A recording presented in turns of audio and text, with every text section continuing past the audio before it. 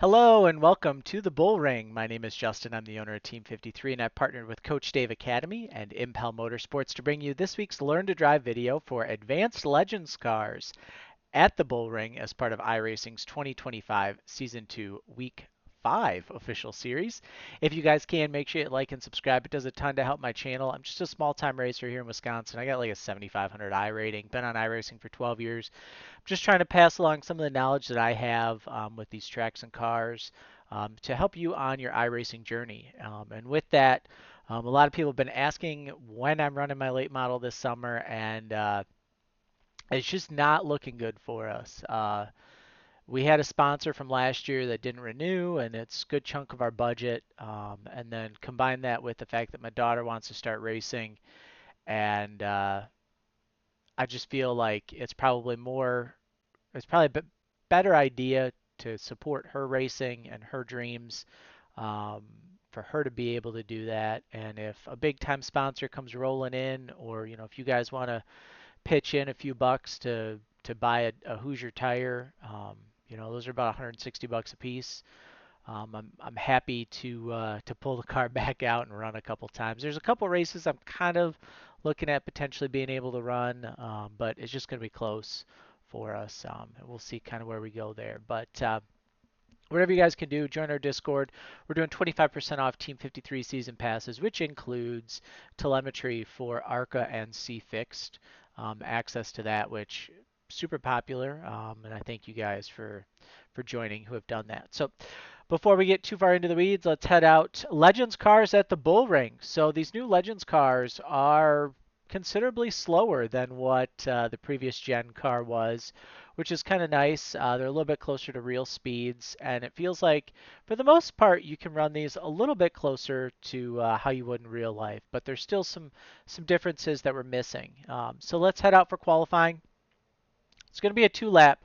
Tire heat is super important, so use as much of the track as you can to get tire heat. It seems like, it's something we talk about every week. I'm going to go lap 2 just because I know lap 1, there's not going to be any heat in it. So this is just kind of a throwaway lap. I test the grip levels out in turn 1, and you can see there it got a little loose there on exit, so we'll go back here for turn 3, gave it a little swerve. And now we'll come back here to the front stretch. We always like to look at that speed, 82. You can see we're about 1.5 squares off the wall. There's finally a start-finish line again after we pointed that out in some previous seasons videos. So thank you, iRacing, for getting us this start-finish line back at the Bullring.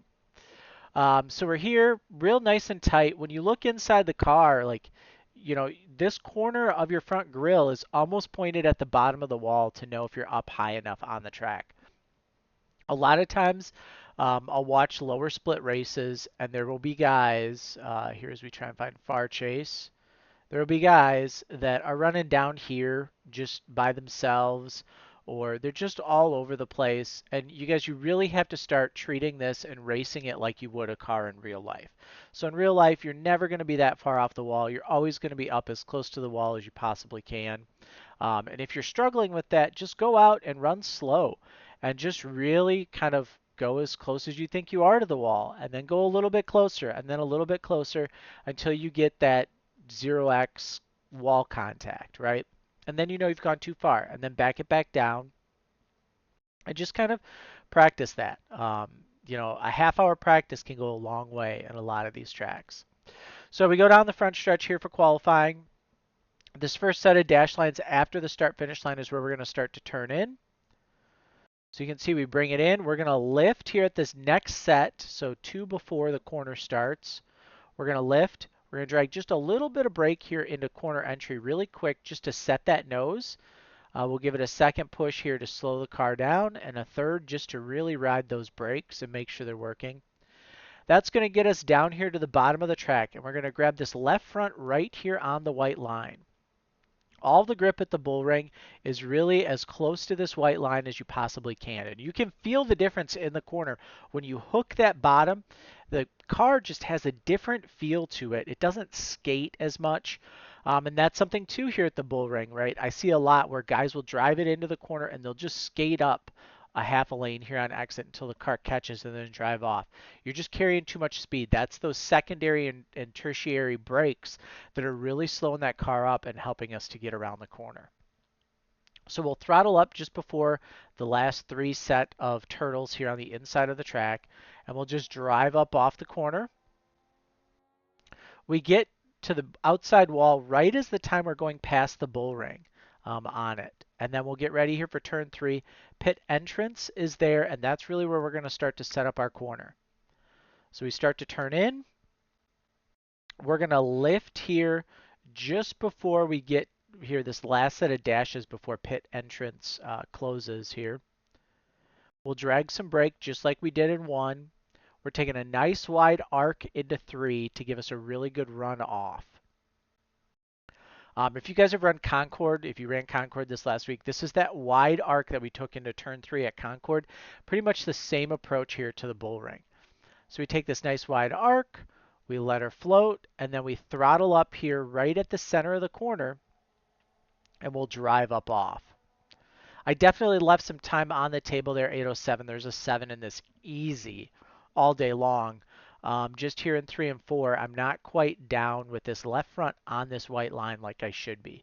So just being up that little bit is going to be a couple hundredths that we needed to really get us into the 7s. But let's hop in the car.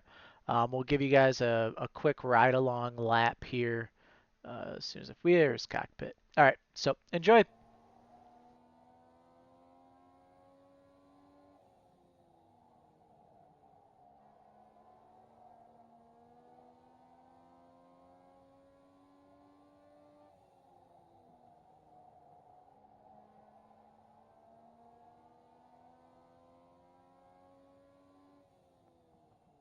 There we go. And even looking on that lap, you could see the difference in 3 and 4, right? This hood pin here is up off that white line. And if we back it up here to turn 1 and 2, we'll see that that hood pin is right smack dab in the center of it when we know we're low enough. It's right on that line.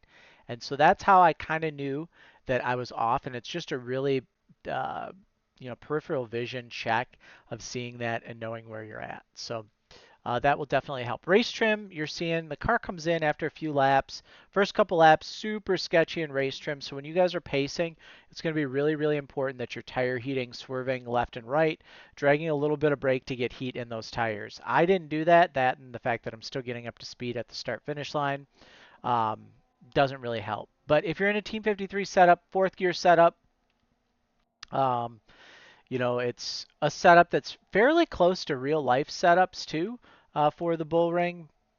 And these laps, it's all just going to be basically running full tilt like you are in qualifying, but just making sure you have grip underneath the car to get these laps to go. And like I said, it would not surprise me. I ran a 5:14 with this lap. I think easy in race trim, you're probably going to see some 4s. But that'll come as the week goes on, or as people are getting a little bit more accustomed to this car. I think it's definitely got some speed, and we'll kind of get that figured out. But it's definitely a lot better than what it's been. The Concord setup, if you're on Team 53, I know is pretty free compared to this.